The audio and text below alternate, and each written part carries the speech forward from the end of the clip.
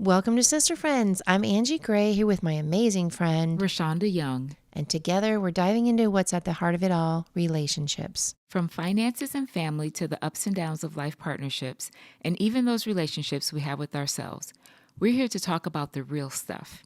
We're not shying away from the hard conversations, we're leaning into them because we believe that when we start talking, we start understanding. And when we understand, we grow in empathy, compassion, and connection. So grab a seat, Grab a friend, and let's get into it. Okay. Hi, I'm Angie Gray, And I'm Rashonda Young. and we We are are Sister Sister Friends.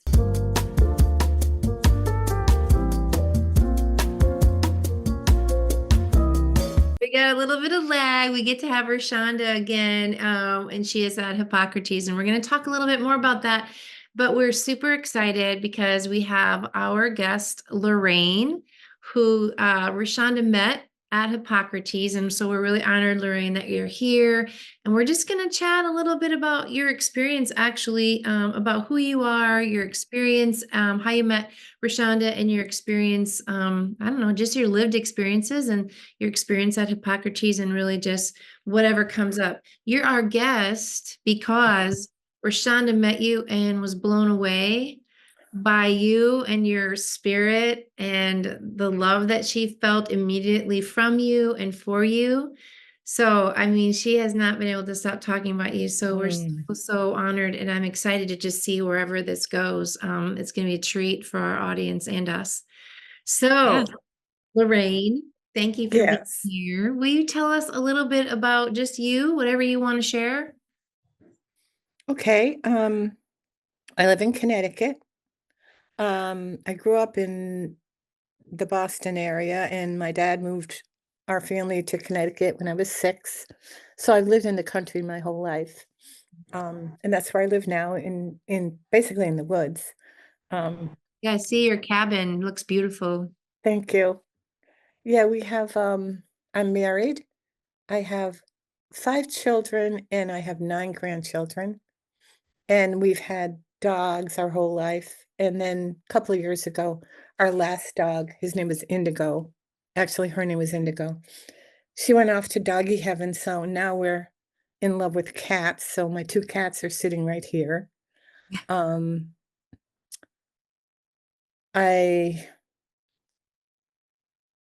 I love people, I love learning about people, I love observing people. Um, I love cooking, I love hiking, um I love drawing. I love doing my work. Can you tell us Uh, a little bit more about that work that Yeah. you've done over the years? well, my first career was working as a surgical tech, as a surgical assistant in the operating room. Um, I was going to go to nursing school, but I needed to get a job, and the surgical tech school was 2 years, so I took that. And so I could provide for myself, and I ended up working, in that field for 18 years, at 3 different hospitals, and I learned a tremendous amount about the body there, but I was always being called to go deeper with people, and surgery is not the place where you go deeper with people No. Not a lot of at all. bedside stuff happening there, no. No. So,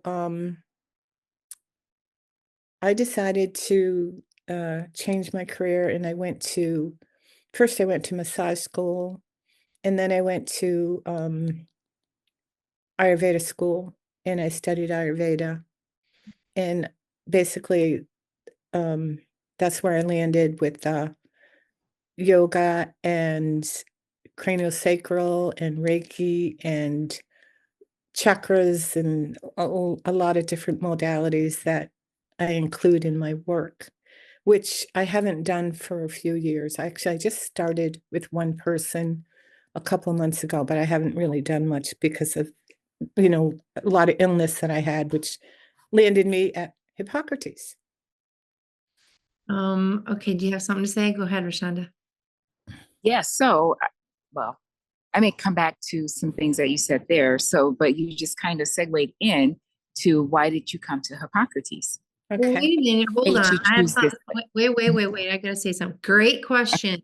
But I gotta say, you are a sister from another mother because everything you just talked about is my total jam. Yes. All of that, like, do you feel like I feel like I've been talking about that stuff for 30 years, and people used to think I was a weirdo, or and it wasn't Oh, really yes. a weirdo. Oh, I am yes. a weirdo, but nobody ever, it was nothing people really wanted to talk about. But now, do you find now people are embracing it more? I would say they're embracing it more. In some ways, that's exciting. In some ways, it's a little disturbing because there are people who will go to doing a week-long online thing, or they'll go to a weekend and all of a sudden they're experts. And, you know, I went through an 18-month program. On top of that, I studied for another 4 weeks. And then I also assisted in the next class for the next 18 months at Kripalos. So, and I raised my hand to having minimal education according to a 5,000-year-old science, Yeah, right. which it is. So you also study Ayurveda? No, just very interested in it. Mhm. Reiki, chakras, all the Right. energy, the body Yep. and power within us and our mind, and energy medicine. I've Mhm. been blessed to work with a woman that actually I shared with Rashonda, Julie Wright, and she's a coach, but she works in energy medicine, and she was really my first introduction to that whole world of things outside of Western medicine, really. So yeah, I love that that's your background, and thank you for sharing that with us. That's going to be cool to learn Thank you. more. Yeah. Okay, now you can go back to your question, Rashonda. Okay, yeah. So, what brought you to Hippocrates? I'm glad you put that in there, though, Angie. Like, Thank you. that's really good. So, All right, what brought me and how did you speaking. learn about it? Because I I had not heard of it prior to, I don't know, November of 24. So it's not like it's a place that's on everybody's radar. Right. I I knew I broke my arm last April, and as the summer went on, um, other things other things happened, and I knew that I my energy level was so minimal that I could not find the support or the knowledge or the energy, anything to get better. And I was basically so worn out. I was totally depleted, and I knew that I needed to get some help. And I didn't know where to turn, honestly. So here we are with Google. I Googled wellness programs for several months, and a week and a half before I came to Hippocrates popped up somewhere. And I looked at it and read it, and I just knew that was the place for me to go. And I can't even say why. Um, I think in retrospect, something in me knew that there was there would be a place that I could get support and I could still maintain my dignity. And that was really huge for me because I studied so many modalities for healing and I could not help myself. And we all need support. And as much as my husband, who is my primary person in my life, um, he tried, but I mean, he couldn't do anything except cover me up and bring me food sometimes when I could eat. And I was depleted. I was really, and I was in a lot of abdominal pain. I had diverticulitis, Crohn's disease that they recently diagnosed me with 2 years ago. Um, IBS. They gave me all those titles when I went for a colonoscopy. The first colonoscopy I went for, I ended up having to be intubated. They had to put a tube in me because I aspirated, which means, you know what that means? To aspirate. But you go ahead and explain it. That- Yeah. So usually they just put a face mask on you. It's a pretty quick procedure. And, they tell you not to eat and all that. I did all I was supposed to do, but I aspirated, which meant that some fluids came out of my stomach and went into my lungs. So I got a very extreme case of pneumonia.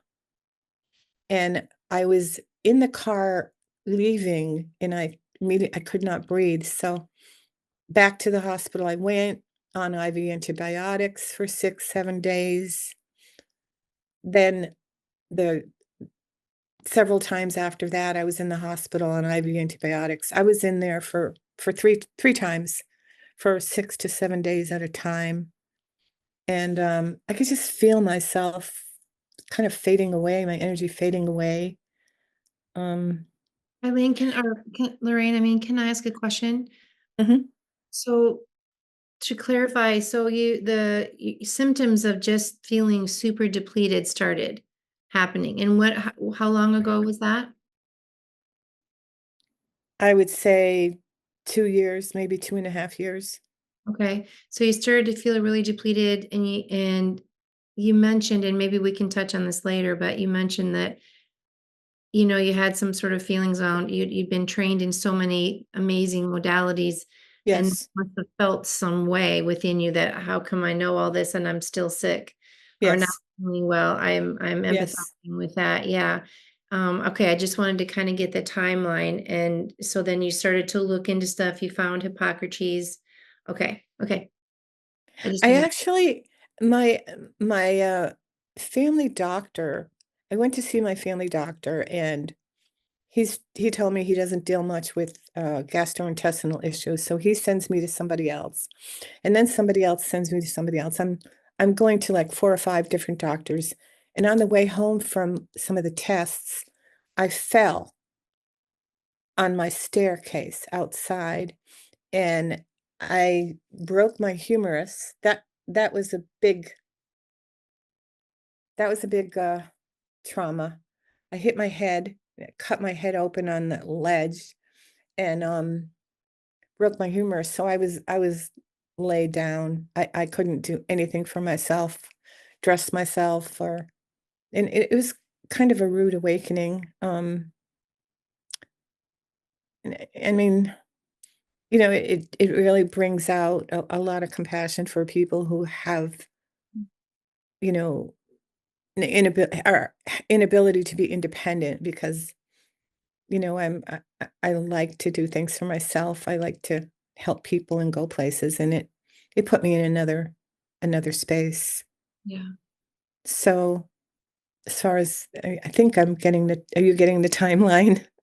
Yeah, so Sure. like, so you started feeling like there wasn't any energy. You looked around, you ended up going to a doctor and having various tests. You had a colonoscopy. When in the colonoscopy, you aspirated and had terrible um uh pneumonia, Pneumonia.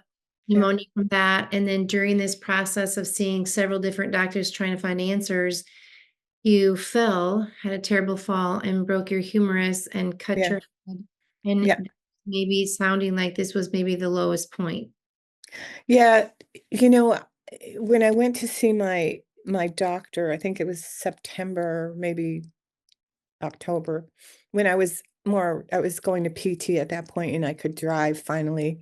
And my insurance company said that they would pay for 8 weeks of a therapist. So I connected with this woman, and the word that she kept saying that really stuck with me was reset, reset, reset. And that was what I think, really brought me to Hippocrates. Mm. Because when I think about Hippocrates, especially now, not so much when I went there, I didn't know what I was doing. I just felt very, very guided to go there and it was an invitation, really, and a lot of unknown because my mind was very foggy. I was not thinking clearly, but I knew I had to be there. Okay. So the first experience, was this your first experience, or had you been prior to this last experience that you just got home from? Had I been to Hippocrates before? Yeah. No, that was the first time.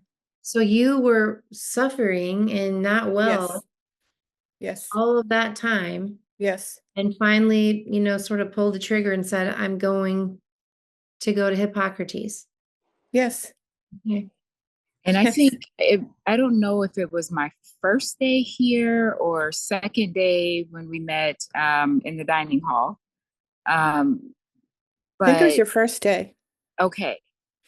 And so, because I think I got here a day after you did, and Yes, you could barely walk. exactly. Like you could barely walk, and you were, I mean, you were really struggling. And then you spent a couple of days where they were bringing meals to your room. Uh, Yes. and so, tell us a little bit more, because I mean, I could go into all the great things that I saw Yeah. unfold, but just tell us more about that journey from being barely able to walk to walking to biking to whatever else you were doing. So that'd be great.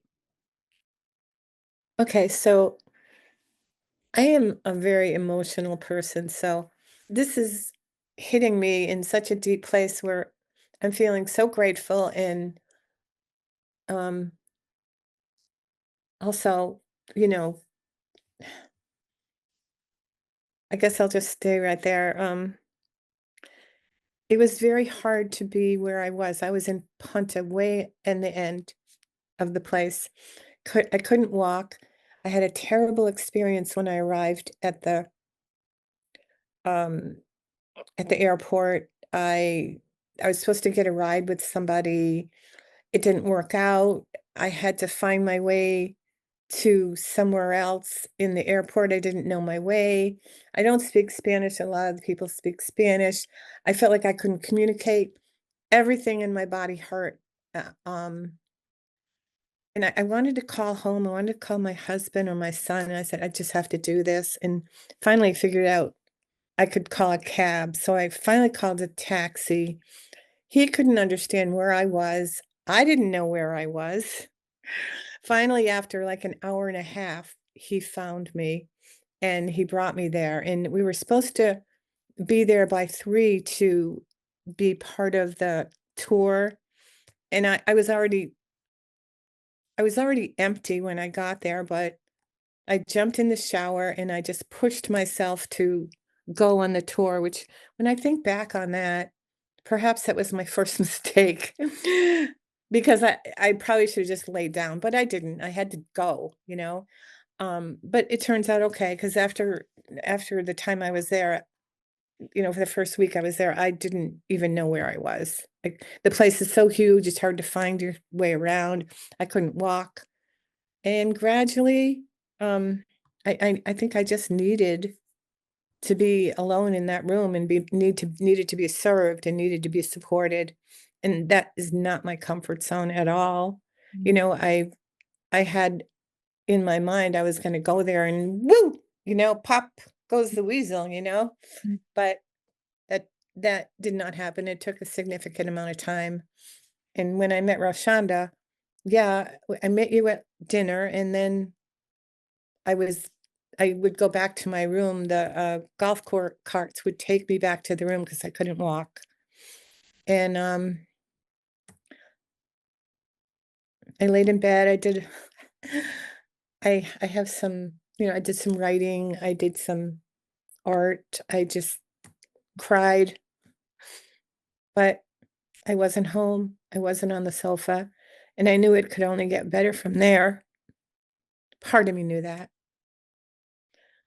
Um, and as time went on, as people started having conversations with me and the on the golf carts and people having conversations in dining hall and getting my vitamins and sitting in Veda. They have that medical area where you can go in there, and I went in there a lot, and I just sat in chairs and looked at people and listened to people, and hardly made it anywhere else because I couldn't find my way anywhere else. So I was like in a fog for about a week and a half. But slowly it started to lift. And slowly, I was still waking up. When I did fall asleep, I was waking up in the middle of the night with extreme belly pain, which is one of the things I came there for. And that started to cease after maybe 10 days or something. Started to get better, not 100%. Then I'd go to Veda and ask him for something for that. And everybody's welcoming you. You just walk in and it's like you matter. So, and then I got moved. Finally, I got moved, and I got moved the last week to the cottages, was close to the laundry. And then I had company at night. I would see Roshanda and I would get together and we'd talk and have conversations. And that was wonderful. And the other thing is, there were so many people there that um, were sick, but nobody was whining and complaining. They were talking to each other. They were sharing their stories. They were sharing their struggles. Um, and I just felt really comfortable sharing mine. One of the things I believe we had talked about was how there are some people here who are very wealthy, and then there are people who are just common, just your common everyday person, and none of that matters. And that was a whole big thing. Yeah. Because we're just middle class people, not just, but this is our life. We're not, for me to do something like this extravagant was definitely about saving my life and moving into a place where I could have a life and not feel like I'm fading away. And it just, the words sound so simple, but if you're in that position where you just have nothing to give, especially to yourself, it's just hard to explain.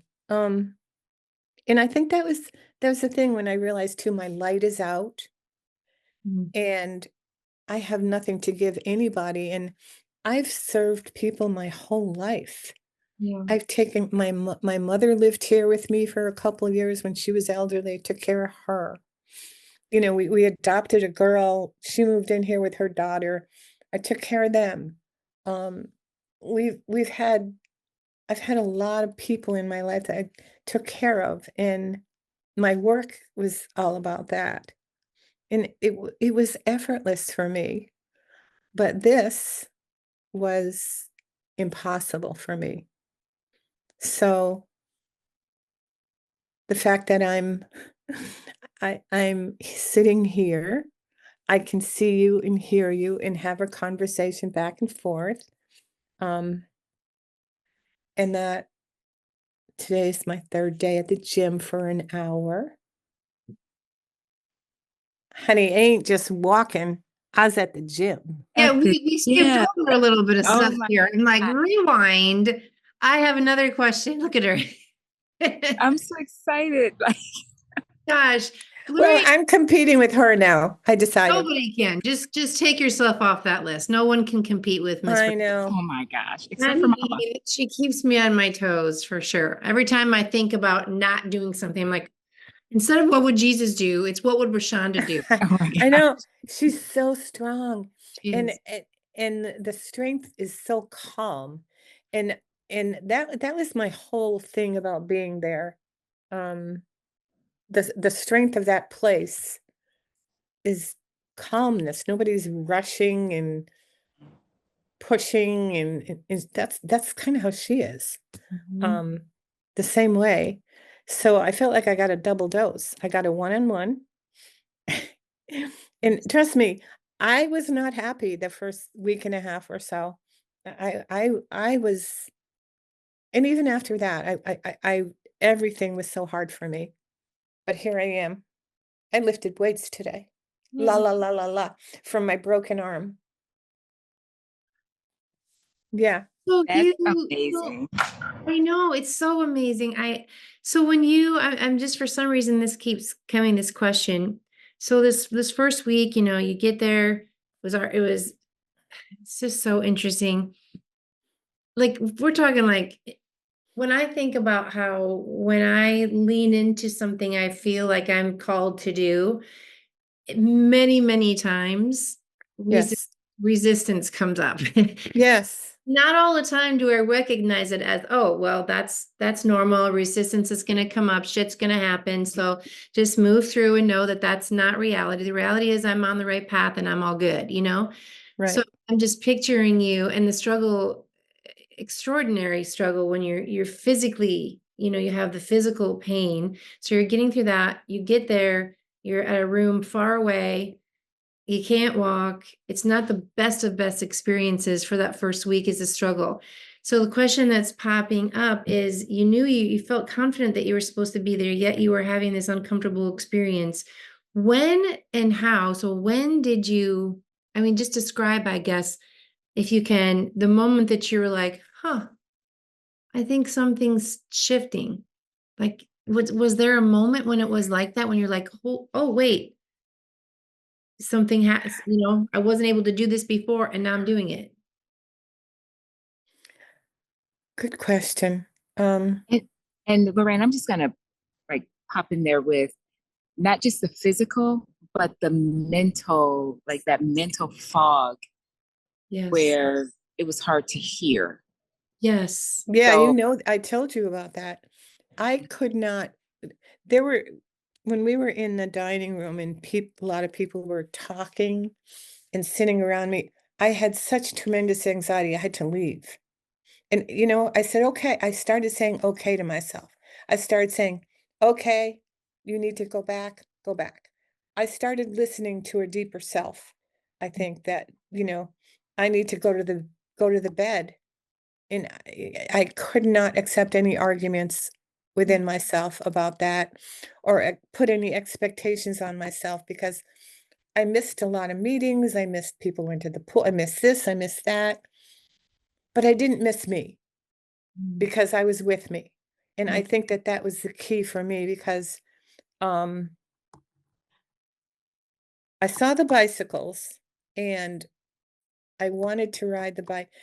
I used to ride bikes all the time. It's been maybe 3 years or so since a lot of this stuff started with the first COVID that put me to bed for 2 months, and it just went on and on. So I saw the bikes, and that was a challenge to maybe have a little independence. And my husband put this, maybe I said this already, but I guess it's worth repeating. He told my kids and my daughter-in-law not to call me, and I was very angry about that because I was so lonely. I wanted to be connected with my family, and he knows telling me what to do is never a good idea. So, but he's the one, he works 3 days a week, and he's outside and he does wood and he's very active, and he's the one that came in the house with me on the sofa, covering me up. He's the one that, was watching me. And that's hard to watch a person be sick and not be able to help them. So, I had to let that go because it was out of character for him. And I paid the money. I got myself there from the airport. I had a room. I had a shower. What else did I have? People would bring me food. There was a sauna. Um, I could stay right there and get nurtured, or at least start to be more alive. And then I got the bike, and oh boy, that was a challenge because I was very lightheaded. I'd get on the bike, lifting my leg up over the side was really hard at first because my legs hurt. And then I would say to myself, just stay focused, because there's bumps on the road and all that. Oh, so you're actually riding the bike. I'm picturing I, this as a stationary bike. a No, she's bike, riding no, the bike. It a was so bike. magnificent to see that. Like, it gave me so much joy when I saw her on the bike the first time. I was like, victory. And it wasn't even mine. I didn't care. I was so happy. Gosh. Thank you. Thank you. Yeah. So the bike became my friend. Mhm. And we went around areas where I was not able to go around. It gave me freedom. It tested me. I know you really cheered me on, and that helped a lot because people would see me on a bike when they knew I couldn't walk, and they'd like double look, double take. You know, people were paying attention, and I didn't realize that. And that was another thing to feel like people are paying attention and happy that you're doing better and they care about you. People you don't even know. Um, so I would say that was the beginning of a turning point for me. And I was scared. I was very scared because like I said, I had fallen down the stairs. That was very traumatic to fall, and I hadn't been on a bike for a while. So did I answer your question? Well, yes, did she answer your question, Roshana? Well, you said when she started feeling the brain fog starting to go away, like how long into your visit did that start to go away? How long into your visit did you get on that bike? I'd say a week and a half. That is when things started to really shift. Okay, so miraculous. All right, so tell us what did they do for you? What were they doing to you? Like, not to you, for you. Okay. Well, when I called them to pick me up, they came. Nobody complained. They were kind and interested in me. When I needed food and I couldn't go out, I would call. They would bring me food. Um,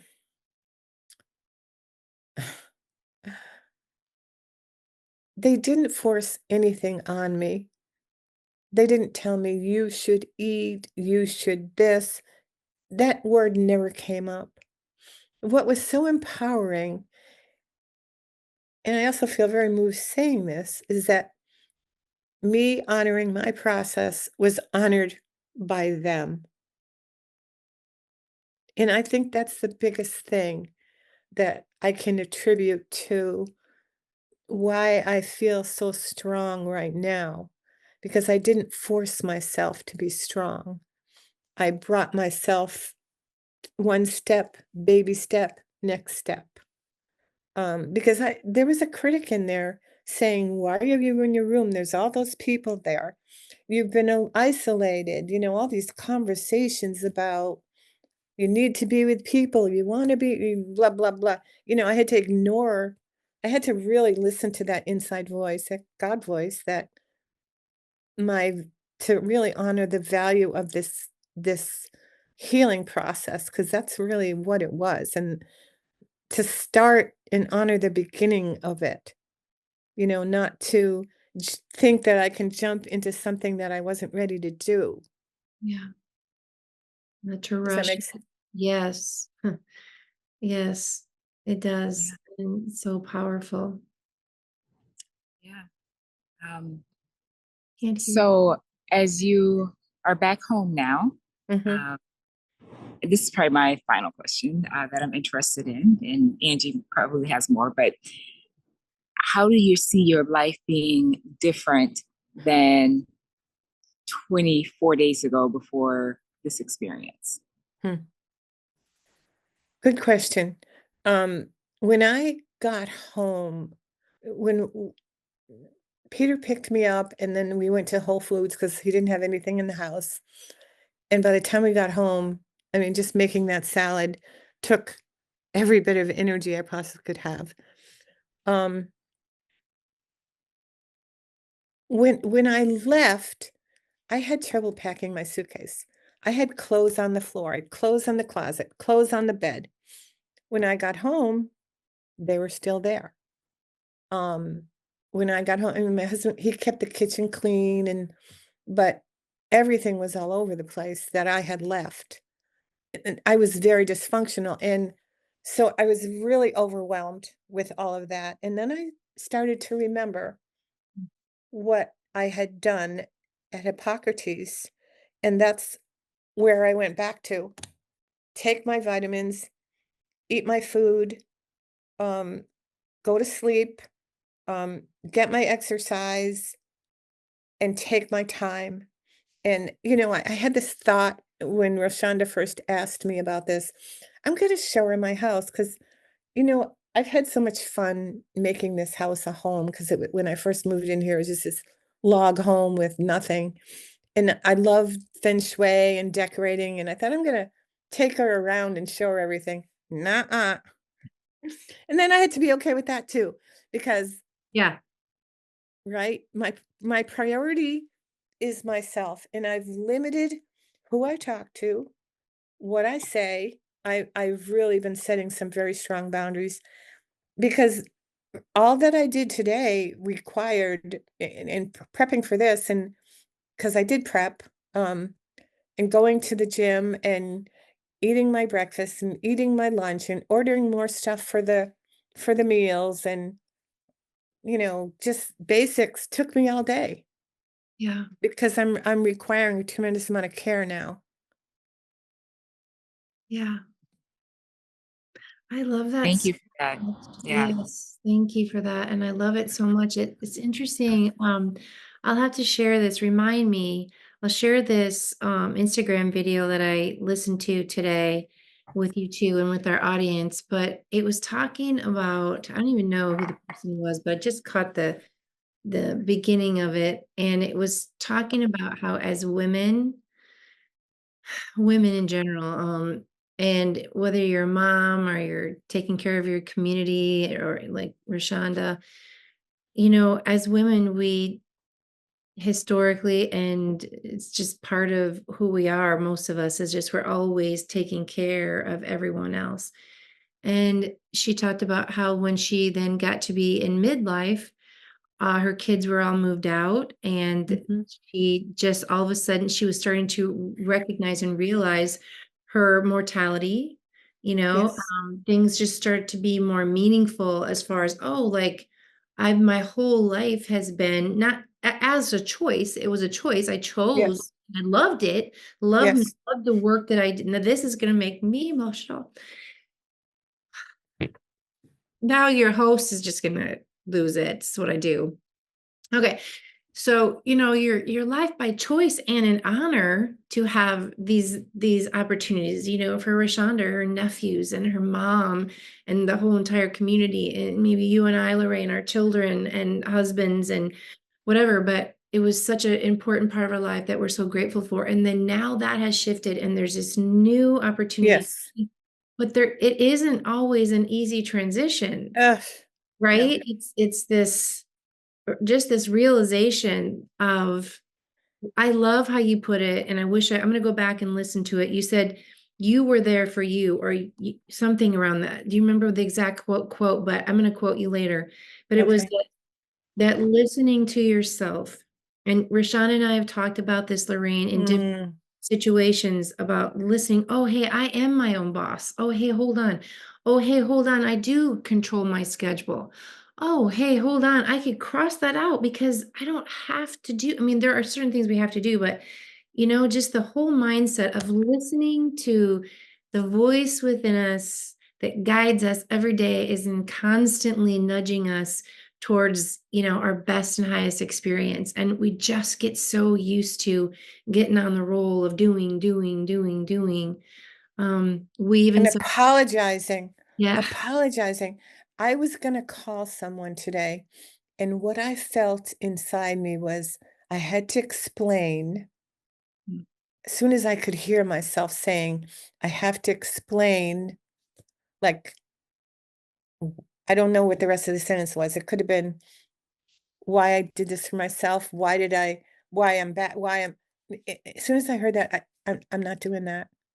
That's one thing. You know, when you ask me, Rashonda, what different things, I'm I'm having a more direct, honest conversation with myself Yeah. because I know too, you know, it's easy for me to distract myself by calling my 16-year-old granddaughter, you know, who's always got this boyfriend and that boyfriend, and she's having a drama and all this other stuff, getting in the car and driving over there and listening to her drama. Oh, I love her dearly. I was there when she was born.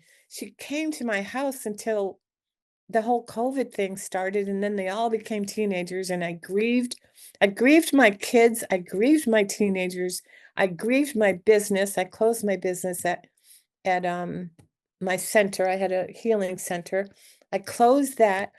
I was grieving, grieving, grieving, and I could not be just me. Mm. It's just what you're saying. Now, you know, this is big for me to do this. This was big. And at this time in my life, to do something like this, I mean, maybe even last year, I wouldn't have probably done this. I don't know. But to be so feel so empty and think this, am I going and I'm going bye bye, or am I done, or do I want to still be here? Yeah. And how, what is that? Because it's not about my kids and their animals and it's not about anybody because nobody could do anything. Yeah. And I was only able to do something because I was empowered by dropping there, you know, like just drop me off there, you know, plop. Yeah. Yeah. Yeah. It's So almost I, like the first day of first grade or kindergarten where you don't know anyone, you don't know the system, but you're here. And I think we forget that everybody has pretty much the same experience of, unless they've been here, coming here for the last 25 years or whatever, mm, like our dear sweet Jeanette. But yeah, right, most of us have no idea, like, how do we go through the food line? And what is this green drink that we're drinking? And what do you do with that wheatgrass? right. And, All you know, if you're a rule follower too, I was so afraid I was going to get in trouble if I didn't do this or I didn't do that. And it was so fun to free myself from the rules. Mhm. That's so, I so relate. And I think you made me think of this is a little bit different, but I think we connect here. And Rashonda, we maybe talked about this.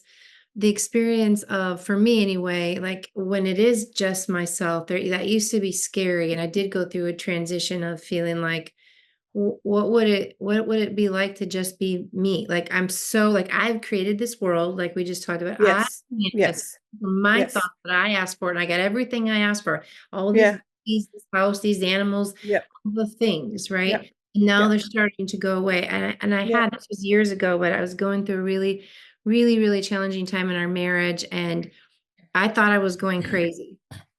And I thought to myself, laying in my bed one morning, why shouldn't I go crazy? yeah, Other people do. yeah, Why would it not be me? yeah, And I tried to call a friend, couldn't get a hold of that friend, walked downstairs, and remember right where I was sitting in this stoop right outside the side of my door, opened up the door, sat down on this concrete block. And I say there's like 5 times I feel like if God really did speak to me audibly, people would have heard it. But it was, the thought that came to me was, you're fine. You're mm, good. And guess what? It will always come down to just me and you, and that's enough. Like, so I feel like I'm a little bit relating to you I talking felt about, that. yeah, like I'm empty, but not a bad empty, like an empty ready to see what's next to fill me up. And it isn't all of this. You know, like, Right. isn't this? And This is to everything, that there is a season to everything. yeah. And I don't regret my major choices. I think there is a time that a lot of us go through that we don't know. We Mhm. just don't even know what we don't know. And Mhm. like Rashonda said, I didn't know I was going to walk into a room of people who were also struggling, or that they were going to say hi to me, or I was going to sit at a table with someone I didn't meet. I didn't know if I didn't go there to make friends because that didn't even seem like I barely can say I had an intention when I went there. Mm. That would be much more clear than, but I didn't. Mm. And I didn't know what to expect. And I think that living like that more generally is such a kinder way for us to live without these standards and this pressure and all that. And yeah, you have a baby, you diaper them, you feed them, yes. You take them to school, you do all that stuff, yes. And it takes time and it's a commitment. And I have no regret. But what do we do when that loneliness comes? Because I think that there's been so much of that, and go back to ourselves, and there's like an abyss. It's like an emptiness, like what you were saying. You're sitting there and you're going crazy, which means you're in touch with feelings that maybe you Yes. haven't been allowing yourself to have, and maybe you're scared. And whoever said being scared? You have a child who's scared. What do you do? Say, stop being scared? What do you do? Mm. So I think our path as women and as healers and the things that we do um, needs so much support from each other, like what we're doing right now. I mean, Rashonda, the things that she's so good at inspire me, but I can't do any of the things she does. But And she I can't do inspires what me. you do. No, I can't. I don't do what No. she. Well, No. I can't do what you do. Well, that's so much fun, Yeah, though. it's so much fun. It I was love that. Rather than gearing towards someone who does what I didn't even gear towards her. She was just sitting there, and it's like, "Hi," It's like it was. It was part of the not having an intention, going somewhere I didn't know where I was going, having no expectations, and just getting really so much love and care and support. It's all part of that whole thing. And I hope I hope everyone that goes there ends up finding a friend. That's just the icing on the cake, really. was like that last week. It was like being at summer camp in the woods with your, in your teenage years, and you're Exactly. up later than you normally would be, and you're just sitting Yeah. and you're talking, and just so fun. So, That's when they moved me out of Punta, yeah. Angie. That's when they And moved me closer to her. And she'd come walking by, and so my last week was so different than the other 2 weeks. Extremely different. And it just makes you realize what a difference a person can make in your life.